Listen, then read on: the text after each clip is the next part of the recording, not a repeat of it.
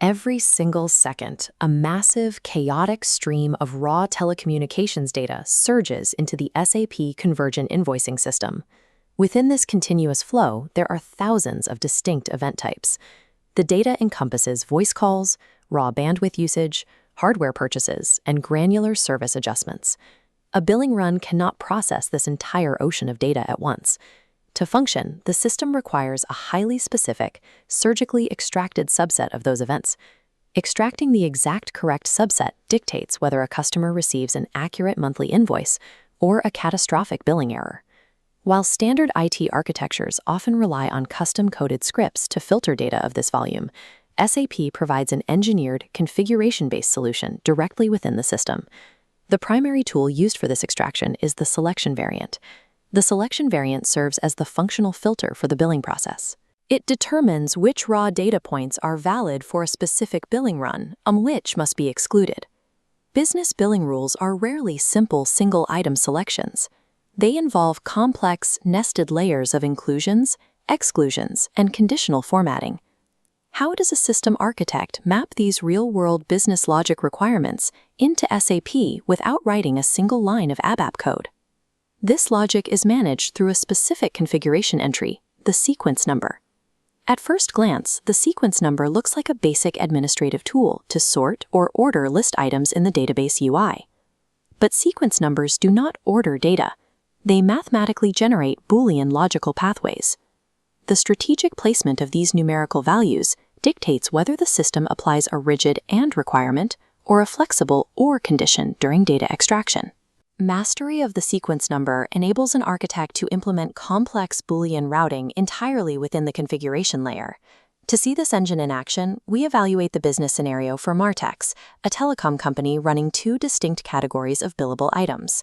The first structural rule of SAP Convergent Invoicing data selection is strict class scoping. Sequence numbers are parsed exclusively within the boundary of a single billable item class. Cross-class logic is structurally impossible. This diagram outlines the Martex architecture, showing strict isolation between standard class TDate and telecom class TTEL. For TTEL, we must select item type TEL1 and conditionally select TEL2, only if it does not originate from source transaction 01. Achieving this exact exclusion requires precise manipulation of the Boolean engine inside the CI customization tables. We step directly into the SAP system configuration tier to build this logic as a variant, which we will call variant VAR4. This configuration screen is the Assign Billable Item Types table.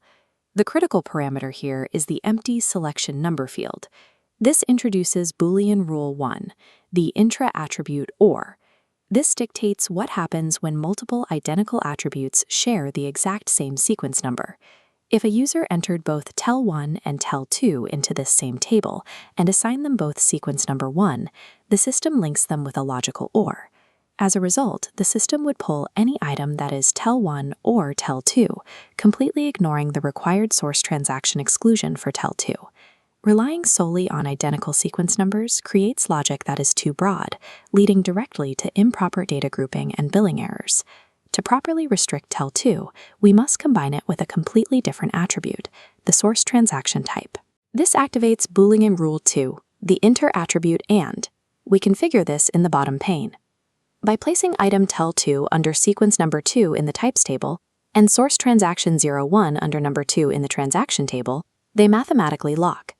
The Convergent Invoicing engine reads this lock precisely.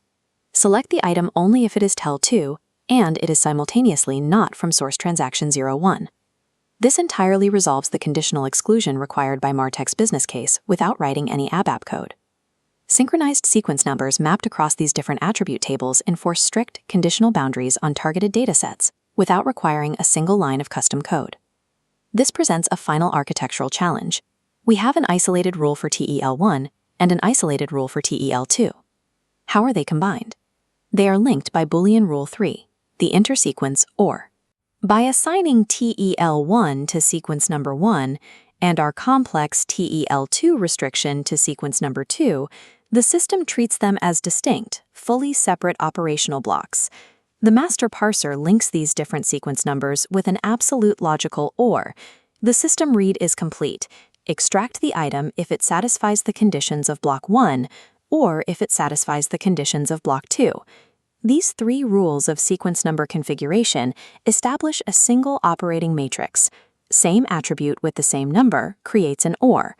Different attributes with the same number creates an and different sequence numbers create a structural OR. This reveals the danger of the and/or trap. Misaligning a single integer in these tables mathematically reverses the logic of the entire billing run. Utilizing this built-in Boolean engine provides robust, scalable reliability that manual custom coding cannot match. Mastery of this code-free routing protects the billing architecture against future business logic changes. By treating sequence numbers as logical operators rather than list organizers, architects ensure the exact right data triggers the exact right invoice every single time.